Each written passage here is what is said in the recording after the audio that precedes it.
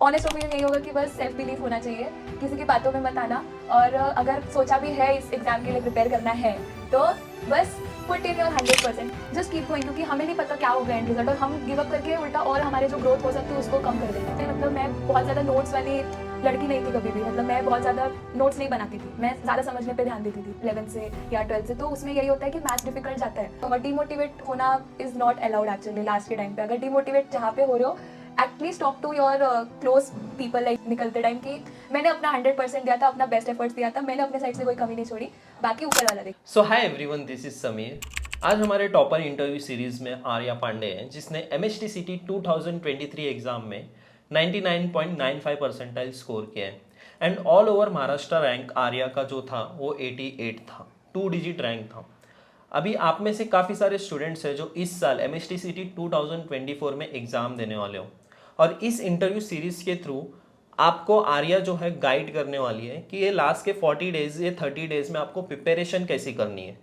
तो आज के इस इंटरव्यू को हम लोग स्टार्ट करते हैं। जो भी न्यू स्टूडेंट है इस चैनल पे, चैनल को सब्सक्राइब कर देना। आपके लिए ऐसे ही काफ़ी सारे इंटरव्यूज़ में लेके आते रहने वाला हूँ, जो कि आपके लिए आपके MHTCT के प्रिपरेशन में काफ़ी हेल्प करने वाला है। और जब तक आपके MHTCT एग्ज़ाम नहीं हो जाते, ऐसी यूज़फुल वीडियोस आपको इस चैनल के थ्रू देखने को मिलने वाले हैं। तो चलो आज के इस इंटरव्यू को हम लोग स्टार्ट करते हैं। So Arya, first of all tell me about yourself. Hello everyone, thank you for the interview firstly, and I have secured 88 rank in Maharashtra in MST CET 2023, and also my female category rank was 36, whereas my score was 164 out of 200, and currently I am pursuing BTech in computer engineering from VJTI Mumbai. Okay, देखो जैसे मैंने बताया कि इस आर्या का 88 rank था, और महाराष्ट्र में लगभग 2 से 3 लाख स्टूडेंट जो है MHTCT एग्ज़ाम देते हैं, एंड उसमें से 2 डिजिट रैंक लाना is very difficult. And Arya has secured 88 rank in all over Maharashtra, and female category rank was 36। 2 digit rank लेके आना बहुत मुश्किल होता है। बट अभी यह चीज़ हम लोग यहाँ पे इस इंटरव्यू के थ्रू मैं यही चीज़ आपको बताने वाला हूँ कि जैसे आर्या ने अपनी प्रिपरेशन की थी, अगर आपने भी एक राइट ट्रैक में अपनी प्रिपरेशन करते हो तो आप भी ये 2 डिजिट या फिर 3 डिजिट रैंक स्कोर करके, जैसे आर्या VJTI में एडमिशन लिए, वैसे आप भी महाराष्ट्र के जो टॉप कॉलेजेस है, COEP, VJTI, SPIT, PICT, ऐसे कॉलेजेस में आप भी एडमिशन ले सकते हो। सो आर्या, अभी हम लोग स्टार्ट से एकदम स्टार्ट करते हैं। लाइक आपने अपनी प्रिपरेशन कब से स्टार्ट की MHTCT की, एंड कैसे आपने MHTCT की प्रिपरेशन स्टार्ट की? मेरा MST CET का प्रिपरेशन मोस्टली जो लास्ट के जब बोर्ड्स का टाइम हो रहा था उसके थोड़े से पहले से मैंने स्टार्ट किया था, क्योंकि मैं एज अ पहले मैं JEE एस्पिरेंट थी, क्योंकि हम लोग JEE पे फोकस करते हैं पहले इंजीनियरिंग स्टूडेंट्स। फिर जब JEE पे फोकस किया तो लाइक मतलब eight the same time CET भी किया, क्योंकि ऑब्वियसली एक अच्छा चांस होता है CET। तो CET पे भी फोकस किया था और JEE पे भी किया था। तो लास्ट के जो मोस्टली जो 2-3 महीने थे वहाँ पे सबसे ज़्यादा फोकस था मेरा CET पे आफ्टर बोर्ड्स। तो लास्ट के मतलब 2 मंथ्स पहले आपने MHTCT की पूरी प्रिपरेशन स्टार्ट की। हाँ। ओके, तो आर्या, MHTCT की प्रिपरेशन मतलब आपने पहले ऐसे कौन से सब्जेक्ट से स्टार्ट किया, और आपको ऐसे कौन कौन से सब्जेक्ट्स ऐसे डिफिकल्ट जाते थे? मोस्टली जो डिफ़िकल्ट होता था, पहले तो जब हम लोग बोर्ड्स JEE ये सब प्रिपेयर करते हैं 11th से या 12th से, तो उसमें यही होता है कि मैथ्स डिफ़िकल्ट जाता है, क्योंकि मैथ्स को एक अच्छा खासा वो टाइम देते हैं CET वाले, लाइक 1.5 आवर्स पूरा मैथ्स पे होता है और 1.5 आवर्स पूरा फिज़िक्स और केमिस्ट्री पे होता है। तो फिज़िक्स और केमिस्ट्री तो संभल जाता है, पर मैथ्स थोड़ा हो जाता है कि उस पर इतना अच्छा खासा वेटेज होता है मार्क्स का भी और टाइम का भी, तो बहुत फोकस करना पड़ता है मैथ्स पर, और मैथ्स ही हमारा एक्चुअली में रैंक डिसाइडिंग फैक्टर होता है। तो ये भी एक इम्पॉर्टेंट फैक्टर है, लाइक अगर आप मैथ्स को सबसे ऊपर प्रायोरिटी दोगे तो आपकी रैंक जो होती है वो मैथ्स के स्कोर और आपके परसेंटाइल पे डिपेंड करेगी सबसे ज़्यादा। यस, जैसे मैथ्स में आपको 100 मार्क्स आपको होते हैं, और लाइक अभी मैथ्स की ही बात हो रही है, तो मैथ्स में अभी लास्ट ईयर देखा गया है, मेरे चैनल पे अगर आप देखोगे तो लास्ट 2 to 3 ईयर्स के सारे पेपर्स के एनालिसिस आपको देखने को मिलेंगे। और अभी लास्ट ईयर जब मैथ्स के पेपर्स के एनालिसिस हम लोग ने किया था तो हम लोग को थोड़ा ये पता लगा कि जो मैथ्स का डिफिकल्टी लेवल है वो जेई के तरफ शिफ्ट हो गया है। लाइक लाइन प्लेन और ये वेक्टर्स, ये सारे चैप्टर्स के जो क्वेश्चंस थे लाइक जेई लेवल के क्वेश्चंस आए थे।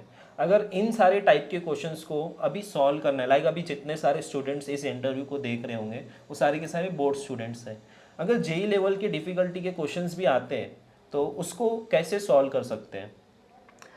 बेसिकली सबसे पहले तो आप पूरा जो लास्ट ईयर का पेपर है ना उसका हर एक एक प्रीवियस ईयर पेपर्स को as a mock test start कर दो अभी से लगाना। और ये एक्सपेक्ट मत करना कभी कि मतलब अभी से अगर मेरा मतलब मार्क्स 3 डिजिट में नहीं आ रहा है तो मैं क्या क्या ही मतलब ऐसे होप में मत छोड़ना, क्योंकि मेरा जब स्टार्टिंग मैंने किया था तो मेरा आ रहा था 70-80 मार्क्स। फिर उसके बाद मतलब मैं भी छोड़ देती हूँ, पर मुझे क्या था कि मैं बस होता है ना कि जस्ट कीप गोइंग, क्योंकि हमें नहीं पता क्या होगा एंड रिजल्ट, और हम गिव अप करके उल्टा और हमारे जो ग्रोथ हो सकती है उसको कम कर देंगे।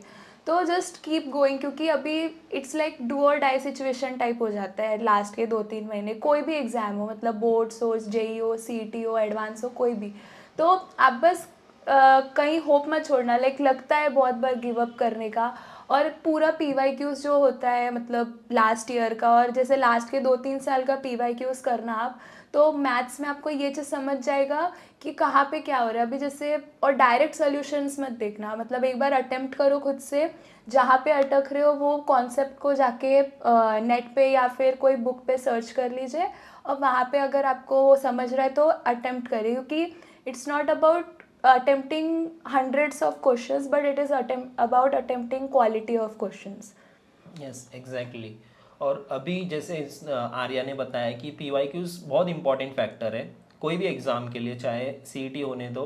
और जितना मैंने एनालिसिस किया है पेपर की, मुझे जहाँ तक लगता है सीईटी वालों के पास इतने क्वेश्चंस, इतने कंसेप्ट तो है नहीं। हर एक टॉपिक्स पे उन लोग एक एक टॉपिक्स पे कितने 12 शिफ्ट होते हैं आपके हर साल, तो इतने सारे क्वेश्चंस उन लोग नहीं बना पाते। तो जो रिपीटेटिव क्वेश्चंस है जो पीवाईक्यूज के हैं वही क्वेश्चंस आते हैं। और जैसे आर्य ने बताया कि आपको PYQs as a mock test देना है, तो इसके लिए हम लोग ने एक राइजिंग एजुकेशन प्लेटफॉर्म आपके लिए बनाया है जहाँ पे आप पीवाईक्यूज को एज अ मॉक टेस्ट दे सकते हो। लास्ट ईयर के 12 शिफ्ट टोटल जितने सारे पेपर्स थे लास्ट ईयर के, आपके टोटल 12 शिफ्ट के पेपर्स आपको मिलने वाले। और वहाँ पे एज अ मॉक टेस्ट देने के बाद उसका आप सोल्यूशंस भी देख सकते हो। लाइक आपको इंटरनेट वगैरह इधर उधर ढूंढने की ज़रूरत नहीं पड़ेगी, वहाँ पे आपको सारे डिटेल आंसर्स भी मिलेंगे। बट उससे पहले क्या करना है, आपको पहले खुद ट्राई करना है, ट्राई करने के बाद सोल्यूशंस को देखो। ठीक है, आप डिस्क्रिप्शन बॉक्स में आपको मैं लिंक वगैरह प्रोवाइड कर दूंगा, वहाँ से आप जो है चेकआउट कर सकते हो। नेक्स्ट अभी आर्या, मोस्टली जितने भी सारे स्टूडेंट्स हैं अभी फिजिक्स बहुत डिफिकल्ट जाता है, बिकॉज फिजिक्स के जो भी क्वेश्चंस हैं, लाइक अभी महाराष्ट्र टेक्स्ट बुक तो उन लोग फॉलो करते हैं, लेकिन एमएसटीसीटी एग्जाम में टेक्स्ट बुक में से तो क्वेश्चंस आते नहीं है फिजिक्स के लिए। तो फिजिक्स कहाँ से प्रिपेयर करना चाहिए, कैसा प्रिपेयर करना चाहिए? फिज़िक्स मोस्टली आप जो भी लाइक क्वेश्चंस होते हैं पीवाईक्यूज़ में, तो आपने एक पैटर्न समझ लेते हैं, पहले आप पीवाईक्यूज़ से गो थ्रू करिए। फिर जब आप एक पैटर्न समझ लिए कि हाँ ये पार्ट से सबसे ज़्यादा क्वेश्चंस बन रहे, जैसे रे ऑप्टिक्स है और जो अपना मैकेनिक्स वाला पार्ट है, ये पार्ट्स पे, और इलेक्ट्रोडायनेमिक्स, मतलब मेजरली फिज़िक्स 3 पार्ट्स में डिवाइडेड है और एक है थर्मो वाला पार्ट। तो अभी क्या होता है कि जैसे थर्मो वाला पार्ट है वो भी अच्छा खासा पार्ट होता है, तो अभी वो इजी होता है टैकल करना, मार्क्स तो सेम ही है सारे क्वेश्चन के। तो आप ऐसा मत ईगो पे मत लेके रखना कि ये वाला क्वेश्चन नहीं हो रहा है सॉल्व, तो है अभी कैसे। कॉन्फिडेंस एक क्वेश्चन पे नहीं डिपेंड होना चाहिए, क्योंकि आपके पास 50 चांस है, 50 क्वेश्चन है, आप हर क्वेश्चन पे जाओ, जो जो हो रहा है कर लो अभी। और ऊपर से फिज़िक्स में क्या होता है कि रे ऑप्टिक्स और जैसे आपका जो मैकेनिक्स है, इस पे सबसे ज़्यादा जितने भी क्वेश्चंस हैं ना सब गो थ्रू कर लीजिए।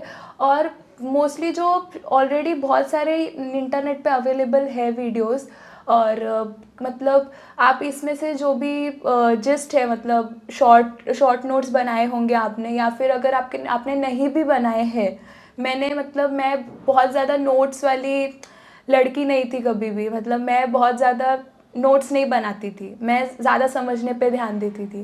तो फिज़िक्स ऐसा चीज़ है जो समझने पे ध्यान देना होता है, केमिस्ट्री के लिए नोट्स बनाना होता है। तो आप फिज़िक्स को एज अ ऐसा समझ लीजिए कि वो वो भी एक मार्क्स बूस्टर है, क्योंकि मैथ्स के बाद सेकंड फिजिक्स पे ही आता है आपका रैंक डिसाइडिंग, फिर केमिस्ट्री है।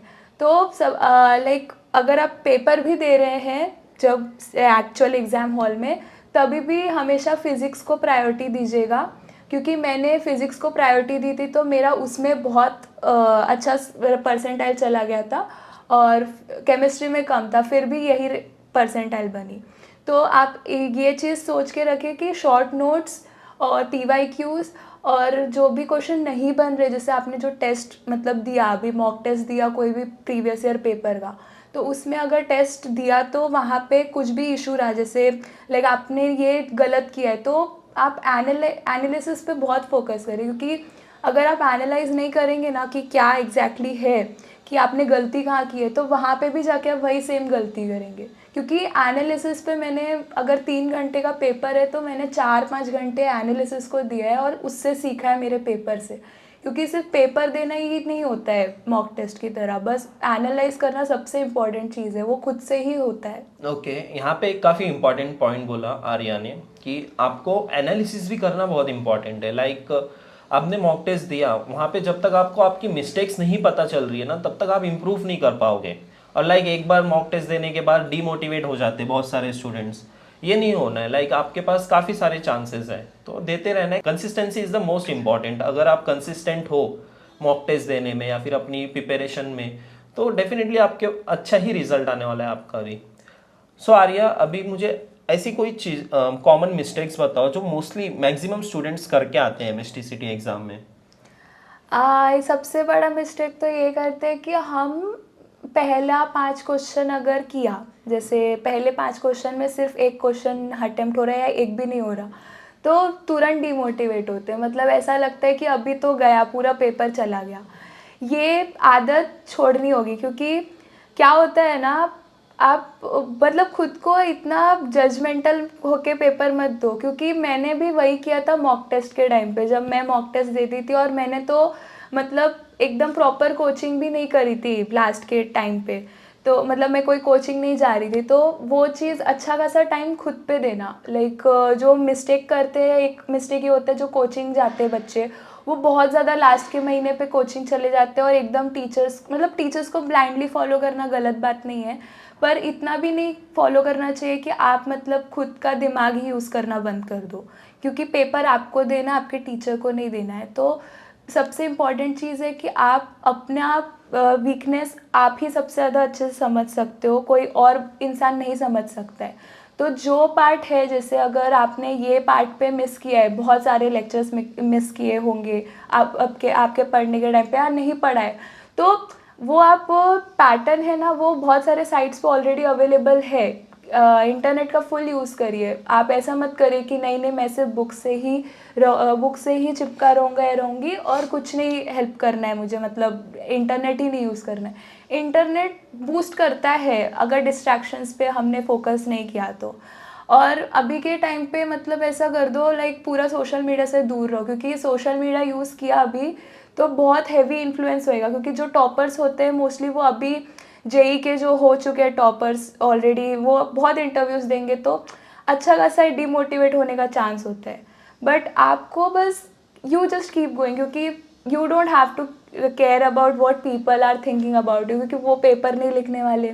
प्लस आप जब पेपर दे रहे हो, तो सबसे ज़्यादा फोकस आपको, मैं प्रायोरिटी अगर बताऊँ तो यही प्रायोरिटी CET फॉलो करता है। स्कोर मतलब आपका जो परसेंटाइल है और आपका जो रैंक है, वो दोनों पे आपका यही पैटर्न फॉलो होता है। एक होता है पहले मैथ्स, फिर फिज़िक्स, फिर केमिस्ट्री। सो आप केमिस्ट्री को बहुत ज़्यादा प्रायोरिटी मत देना, क्योंकि मेरा अगर आप स्कोर्स देखेंगे तो वहाँ पे मेरे को केमिस्ट्री में सबसे कम था। लाइक मतलब मेरा केमिस्ट्री अच्छा था, काफ़ी अच्छा था कंपैरेटिवली, पर मैंने टाइम कम दिया था, क्योंकि मुझे पता था कि मैं अगर फिज़िक्स छोड़ी तो मेरा परसेंटाइल पूरा गड़बड़ होएगा। और मैथ्स को तो सबसे ज़्यादा टाइम दीजिए। जब मॉक टेस्ट दे रहे हैं तो वहाँ पे जो गलती सबसे ज़्यादा करते हैं हम, कि हम जो है बहुत जल्दी स्किप मारते हैं। लाइक हमें देख के समझ आता नहीं होगा, स्किप। तो ये स्किप मारने की भी आदत बहुत तेज़ नहीं होनी चाहिए। मतलब करिए, पर just read the whole question and try to think कि मतलब हर क्वेश्चन को एटलीस्ट 1-2 मिनट दीजिए। इतना ज़्यादा भी मतलब भागने की ज़रूरत नहीं है। Okay nice. अभी आर्या ने और एक इम्पॉर्टेंट चीज़ बोली कि आप टोटली किसी के ऊपर डिपेंड मत रहो। आप जब तक इंडिपेंडेंट नहीं हो जाओगे ना, कि जैसे आर्या ने एक पॉइंट बोला कि जब तक आप खुद से मिस्टेक्स करके खुद से एनालिसिस नहीं करोगे ना, तब तक आपका इम्प्रूवमेंट नहीं होगा। तो अब अगर क्लासेस जा रहे हो, कोचिंग जा रहे हो, तो अभी इतना टाइम नहीं है कि आप टीचर्स के ऊपर डिपेंडेंट रहो, टीचर्स आपके सारे डाउट्स क्लियर करें। आपके पास इंटरनेट है, यूट्यूब अवेलेबल है, सारी चीज़ें आपको, स्टडी मटेरियल्स भी आपको मिल जाते हैं। वहाँ का यूज़ करके आप थोड़ा सा इंडिपेंडेंट हो जाइए और अपने स्कोर को बूस्ट करने का ट्राई कीजिए। सो आर्या, मेरा नेक्स्ट क्वेश्चन है कि अगर सपोज कोई बोर्ड स्टूडेंट है, उसको अगर कोई एक चैप्टर प्रिपेयर करना है, लाइक सपोज केमिस्ट्री का हो चाहे फिजिक्स का हो, वो चैप्टर कैसे प्रिपरेशन करनी चाहिए उसको, और कितने एक चैप्टर के एटलीस्ट एमसीक्यूज को उसको प्रैक्टिस करनी चाहिए? क्वेश्चंस पे एज सच कोई इतना वो मैं नंबर बेस्ड तो नहीं बता सकती, बट ऐसा होना चाहिए हर टॉपिक पे एटलीस्ट आप 5 टफ क्वेश्चन, 5 या 4 टफ क्वेश्चन कर लीजिए, और 5 मीडियम लेवल क्वेश्चन कर लीजिए, और 5 इजी क्वेश्चन, मतलब 15 क्वेश्चंस हर टॉपिक पे कर लीजिए। और अगर ऐसा हो कि एमसीक्यूज आप सॉल्व कर रहे हो तो like just go through things, like ऐसा नहीं है कि हर क्वेश्चन पे बैठ के अभी इजी वाले पे ज़्यादा टाइम नहीं देना है, डिफ़िकल्ट वाले पे टाइम दीजिए, क्योंकि डिफ़िकल्ट वाले में क्या होता है ना, 3-4 कॉन्सेप्ट साथ में यूज़ होते हैं। तो अगर आप वहाँ पे 3-4 कॉन्सेप्ट्स आपने यूज़ किए हैं तो वो क्या होएगा ना, आपका अगर कल को एक एक्चुअल एग्जाम में इजी क्वेश्चन आया ना, तो वहाँ पे वो कॉन्सेप्ट यूज़ हो जाएगा। तो आपका टफ क्वेश्चन से आपके 3-4 क्वेश्चन ऑलरेडी बन रहे हैं। तो इतना वो नहीं करना है कि इजी पे ही चिपके रहे हम लोग, पीछे ही मतलब उस पे ही काम करें। बट टफ वाला जो होता है ना, वो भले ही आपको डीमोटिवेट करने के लिए होता है, पर सबसे ज़्यादा रैंक वही बूस्ट करता है, क्योंकि जब हम शिफ्ट में बैठते हैं तो ये होता है कि हमारा नंबर ऑफ़ स्टूडेंट्स पे भी डिपेंड करता है, और हमारा जो मतलब हर किसी का परफॉर्मेंस पे डिपेंड करता है। तो अगर टफ शिफ्ट आए तो ये डीमोटिवेट भी नहीं होना है कि अरे अभी तो मेरा ख़राब गया है सब, बट सबका ही ख़राब जाता है। तो इसीलिए टफ शिफ्ट है तो और अच्छा चांस होता है बूस्ट करने का परसेंटाइज। सो Arya, my next question is, जैसे फिजिक्स थोड़ा डिफिकल्ट जाता है स्टूडेंट्स को, बिकॉज उसमें सारे कंसेप्ट के सारे फॉर्मूलेस को याद रखना, और plus at a time maths के फॉर्मूलेस को याद रखना, केमिस्ट्री के फॉर्मूलेस को याद रखना, इतने सारे टॉपिक्स, इतने सारे लॉज, कैलकुलस एक इतना बड़ा हैवी वेटेज है, ये सारे फॉर्मूलेस को कैसे याद कर सकें? बेसिकली फार्मूलाज को ना ऐसे एक स्टोरी फॉर्म में अगर हम याद रखें तो बहुत बेटर होगा। जैसे एक करंट इलेक्ट्रिसिटी में बहुत फेमस फार्मूला है करंट का, लाइक उसमें वो करंट डेंसिटी का ऐसा रिलेशन होता है उसमें, और उसको हम कैसे, मतलब मैं उसको वीना, मतलब I is equal to Veena ऐसे बोल देती हूँ सीधा, तो वो VENA है, तो उसमें ये सब यूज़ होता है। तो हम ऐसे क्या कर सकते हैं ना कि खुद का एक स्टोरी, इमेजिनरी स्टोरी बना के सारे फार्मूलाज उस पर्टिकुलर चैप्टर के या फिर उस पर्टिकुलर टॉपिक कॉन्सेप्ट का ऐसे एक साथ कनेक्ट कर करके बना लेना। तो वो वहाँ पे मैंने मतलब ऐसे कर करके कितने स्टोरीज याद किए एक्चुअल एग्ज़ाम हॉल में, मैं ही जानती हूँ वो मतलब बहुत सारे स्टोरीज ऐसे बना के रखे थे। केमिस्ट्री में भी लाइक वो होता है एक फ्लेम वाला जो होता है, उसमें कुछ तो इलेक्ट्रोकेमिकल सीरीज वाला चार्ट। हाँ, उसमें तो मैंने उस वो मुझे अभी भी ऐसा याद है पूरा, लाइक उसको मैंने कुछ तो बहुत ही अजीब सी कहानी बना के, मतलब वो सेंस नहीं बनानी चाहिए, वो सिर्फ अपने को याद रखनी है, तो सेंसलेस कहानियाँ बना सकते हैं। एंड उसको अगर आप याद कर लेना तो एक बार याद हो जाता है ना, तो वो बहुत, अब मुझे आज तक 1 साल हो गए CET दे के, अभी तक याद है, तो एग्ज़ाम हॉल में तो याद ही आ जाएगा आराम से। और मैथ्स में तो मतलब मैथ्स तो प्रैक्टिस है, पूरा प्रैक्टिस, प्योर प्रैक्टिस कर रहे हैं उस पर, और कुछ नहीं। नाइस नाइस, काफ़ी अच्छी ट्रिक बताई है आर्या ने। बट फिर भी मुझे जानना है कि अगर कैलकुलस के क्वेश्चंस को सॉल्व करना है, बिकॉज देखो मैथ्स में 80 मार्क्स का 12th का पोर्शन है, और वो 80 मार्क्स में से 50% कैलकुलस है, मीन्स 36 मार्क्स का जो है ना सिर्फ कैलकुलस, इंटीग्रेशन, डेफिनाइट इंटीग्रेशन, और आपके डेरिवेटिव्स, एप्लीकेशंस ऑफ डेरिवेटिव, यही सारे क्वेश्चंस आते हैं, और ये सारे क्वेश्चंस नहीं बन पाते जल्दी, मतलब टाइम लिमिट भी होता है, और एक एक क्वेश्चंस को अगर हम लोग सॉल्व करने जाए तो 4-4, 5-5 मिनट्स भी लग जाते हैं। तो इसको कैसे डील करना चाहिए? मैं मैथ्स में कैसा अप्रोच यूज़ की थी एक्चुअल एग्ज़ाम में वो बताती हूँ। लाइक अभी 50 क्वेश्चन है मैथ्स के, 2-2 मार्क दिया है हर एक को। तो उसमें क्या करने का ना, पहले पूरा इजी वाला पार्ट कर लीजिए, लाइक जो मतलब आउट ऑफ कैलकुलस है। लाइक और लॉजिक, ये सारे हाँ, चैप्टर्स, उस पे भी मैट्राइसेस। है, क्वेश्चन अच्छे खासे बनते हैं, ऐसा नहीं है। मतलब वो वेटेज बस ये होता है कैलकुलस को ज़्यादा दे दे, तो ऐसा नहीं कि कैलकुलस में पूरा ही पार्ट टफ है। अभी एप्लीकेशन ऑफ डेरिवेटिव्स है, वो पार्ट मतलब कंपैरेटिवली टफर है। और जैसे इंटीग्रेशन में अगर आप मतलब जो इंटीग्रेशन होता है वहाँ पे बहुत सारे जो लाइक ऐसा वर्ड प्रॉब्लम्स में आ गया या कुछ भी, मतलब काफ़ी बड़ा इंटीग्रेशन है, तो वो सब क्या होता है ना, मोस्टली होते हैं कुछ क्वेश्चन जो 2-4 स्टैंडर्ड फार्मूला को लगा लगा के बार बार ही यूज़ होते हैं। तो ये चीज़ आप कर सकते हैं कि आप पहले वो सारे क्वेश्चन को टैकल कर लीजिए जो आपका आउट ऑफ कैलकुलस जा रहा है।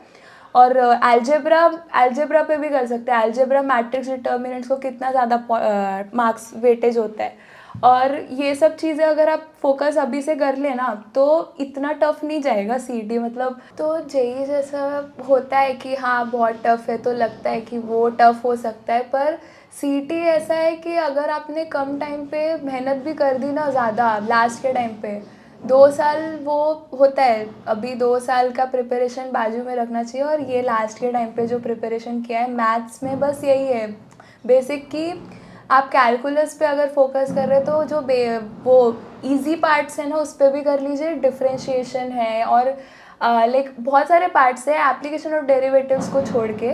बट एप्लीकेशन ऑफ डेरिवेटिव अभी फंक्शन रिलेशन है, सेट थियोरी, सेट एंड ये रिलेशंस है, ये सब पे अगर फोकस किया उस पर भी क्वेश्चंस आते हैं, 1-2 उस पर भी बनते हैं। तो अगर आप ऐसे सोच के चले कि हाँ अभी मतलब मार्क्स तो हर क्वेश्चन को उतना ही है, टफ हो या इजी हो। तो अगर टफ नहीं हो रहा है तो just try to look over the concepts और 1-2 मतलब बस give it a try, at least खुद से मॉक टेस्ट में ट्राई करें। और बाकी सीईटी इतना भी ऐसा बहुत वो नहीं है टफ, मतलब जेई टफ माना भी जा सकता है, पर सीईटी ऐसा है कि it is like an ice break. मतलब अभी लग रहा है बहुत टफ है, बट वो ऐसे उतना बड़ा एग्ज़ाम ऐसा बोलते हैं कि बहुत टफ जाएगा, इतने सारे क्वेश्चंस हैं, नहीं होगा। मेरे कितने सारे बैचमेट्स है, मतलब ऐसा नाम ली तो वीडियो ही बहुत लंबा जाएगा, कि वो लोगों ने ऐसे लास्ट के 30 दिन, लास्ट के 25 दिन, 20 दिन, इवन ऐसा भी एक मेरा दोस्त है जिसने 15 दिन में भी प्रिपेयर किया है। तो बस ये होता है ना कि आपको बस करना होता है और परसेंटाइल बूस्ट रहती है। ऐसा नहीं है कि बहुत टफ चला जाएगा पेपर, सबके लिए टफ होगा वो, ऐसा सबके लिए ही टफ जाना है और सबके लिए इजी जाना है। तो आप ऐसा मत सोच के चलिए शिफ्ट टफ गया तो आपका मार्क्स टफ होगा, उल्टा आपका मार्क्स और बूस्ट हो जाएगा। यही है। ओके। सो यहाँ पे एक काफ़ी इम्पोर्टेंट चीज़ मुझे आर्या से पूछना है, एकदम ऑनेस्टी के साथ बताना आर्या, ओके, कि अभी इनके पास लगभग उतने टाइम भी नहीं है, बिकॉज सीईटी सेल वालों को पता नहीं क्या हो गया है, बहुत ही जल्दी एग्ज़ाम ले रहे हैं इस बार सीईटी। अभी तुम्हारे बैच का एग्ज़ाम हुआ था मई में, लेकिन इनका एग्ज़ाम होने वाला है 15-16 अप्रैल से एग्ज़ाम स्टार्ट होने वाले हैं। तो अभी लास्ट के सिर्फ 30-40 डेज रिमेनिंग है। एकदम ऑनेस्टी के साथ बताओ कि ये लास्ट के 30-40 दिन प्रिपरेशन करके इन लोग आ सकते हैं VJTI, COEP, PICT, पॉसिबल आते है? हैं, मेरे खुद के बैचमेट्स से, तो मतलब ऐसा मेरे को बहुत ज़्यादा बोलने की ऐसा ज़रूरत नहीं कि आ जाओगे, क्योंकि वो प्योरली आपके प्रिपरेशन पे डिपेंड करेगा कितना आप इनपुट दे रहे हो। क्योंकि जो मेरे दोस्त है ऐसा नहीं कि वो बस 2 घंटे पढ़ के आ गए लास्ट के 15-20 दिन, उन्होंने किए, बहुत मेहनत की है। लास्ट के 10 दिन तो 20-20 घंटे भी पढ़े हैं लोग, क्योंकि मॉक टेस्ट देना, एनालिसिस करना, रिविज़न करना, ये सब बहुत इंपॉर्टेंट फैक्टर्स है लास्ट के टाइम पे। और अगर आपने उस पे ही छोड़ दिया तो वो अभी ये हो जाएगा कि आप फिर अपना परफॉर्मेंस गिराओगे और उससे कुछ बहुत बेनिफिट नहीं होगा। डीमोटिवेट होना is not allowed actually last के टाइम पे। अगर डीमोटिवेट जहाँ पे हो रहे हो, at least talk to your close people, like जो भी आपको समझते हो, और उनसे बात करके आप शेयर कर लीजिए उसी दिन कि आपको जो लग रहा है। और ऐसे मत करिए, फिर वो बिल्डअप होगा तो आपके परफॉर्मेंस पे रिफ्लेक्ट करेगा। तो ओपिनियंस ये है कि बस ऑनेस्ट ओपिनियन यही होगा कि बस सेल्फ बिलीफ होना चाहिए, किसी की बातों में मत आना। और अगर सोचा भी है इस एग्ज़ाम के लिए प्रिपेयर करना है तो बस पुट इन योर 100%, क्योंकि लास्ट में जब आप एग्ज़ाम हॉल से निकल रहे हो ना, तो ऐसा होना चाहिए लास्ट का लाइन निकलते टाइम कि मैंने अपना 100% दिया था, अपना बेस्ट एफर्ट्स दिया था, मैंने अपने साइड से कोई कमी नहीं छोड़ी, बाकी ऊपर वाला देखे, ऐसा होना चाहिए। यस, मैंने इतने सारे इंटरव्यूज़ लिए हैं, काफ़ी सारे इंटरव्यूज़ लिए हैं, बट इतना नेचुरल वे में, इतना हॉनेस्ट वे में ना, like this is one of the best interview actually, because Arya सारी जितनी चीज़ें हो रही है ना नेचुरली, जो उसने फेस किया है वही सारी चीज़ें आपको बता रही है। एंड यस, ये पॉसिबल है। काफ़ी सारे स्टूडेंट्स हैं, लास्ट ईयर के बैच में से भी काफ़ी सारे ऐसे स्टूडेंट्स हैं जो COEP CS में है, VJTI में है, और आप भी जा सकते हो। और 40 डेज आर इनफ अगर आपने कंसिस्टेंसी के साथ और डेडिकेशन के साथ अगर आपने मेहनत की तो। मोस्टली सारे क्वेश्चंस हमारे कवर हो चुके हैं यहाँ पे। बस एंड में एक काफ़ी इम्पोर्टेंट क्वेश्चन रह गया है, लाइक VJTI कॉलेज में आने के बाद कैसे लगता है, VJTI का लाइफस्टाइल कैसे है, आप पहला सेमेस्टर कैसा गया?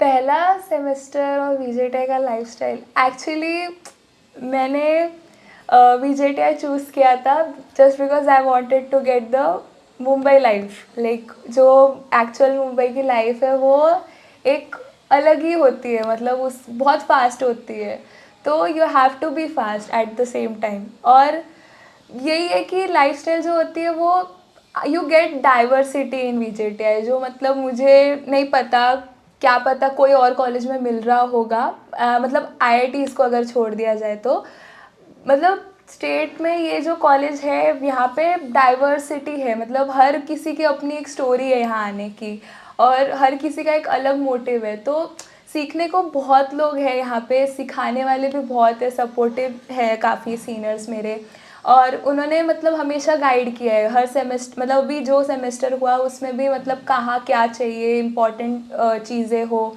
इवन आप कभी भी मतलब you can approach anyone, like ऐसा नहीं होगा कि आपको बहुत ज़्यादा जज करेंगे सब, क्योंकि दे ऑल नो कि आप यहाँ पे आए हो, आपने कुछ अचीव किया है, तो आपको कोई इतना जज नहीं करेगा। You have to be like, आप बस you can be yourself at least, यहाँ पे तो इतना मुझे लगा है। और सेम 1 तो मतलब पढ़ाई भी किया, मस्ती बहुत किया मैंने, और इवन फेस्ट में तो लाइक बहुत सारे फेस्ट अटेंड किए, फेस्ट भी होते हैं काफ़ी VJTI में, तो मज़ा आता है। लाइक अगर आप VJTI आ भी रहे हो तो यहाँ पे जो कमिटीज़ है उसमें मतलब ऐसा participate as a organizing team करेंगे तो और मज़ा आता है, लाइक काम करने में और सीनियर्स के साथ इंटरेक्ट करने में, तो ऑल राउंड अच्छा है। सो काफ़ी हॉनेस्ट इंटरव्यू रहा ये, सारी चीज़ें का सारे आंसर्स हमें मिले, और मोस्टली जितने सारे क्वेश्चंस थे आपके भी मन में as a student, as a aspirant MHTCT, सारे क्वेश्चंस के आंसर्स मिल चुके हैं। फिर भी अगर आपको कुछ भी क्वेश्चंस है कमेंट सेक्शन में कमेंट करो, और एक कमेंट आप सभी स्टूडेंट्स को करके जाना है कि दैट मेरे को देखना है कि कितने सारे स्टूडेंट्स हैं जिन्होंने इस इंटरव्यू को पूरा एंड तक देखा है। तो आपको क्या कमेंट करना है, वॉच द टिल एंड, ऐसे कमेंट करके जाना है। लेट्स सी कि कितने सारे स्टूडेंट्स हैं जिन्होंने इस इंटरव्यू को देखा है, और डेफिनेटली जिसने भी इस इंटरव्यू को पूरा एंड तक देखा है, मुझे लगता है जहाँ तक कि आप डेफिनेटली मोटिवेटेड हुए होंगे और अपनी प्रिपरेशन काफ़ी अच्छे से करोगे। ठीक है, लास्ट मेरी तरफ से और आर्या की तरफ से आप सभी स्टूडेंट्स को ऑल द वेरी बेस्ट।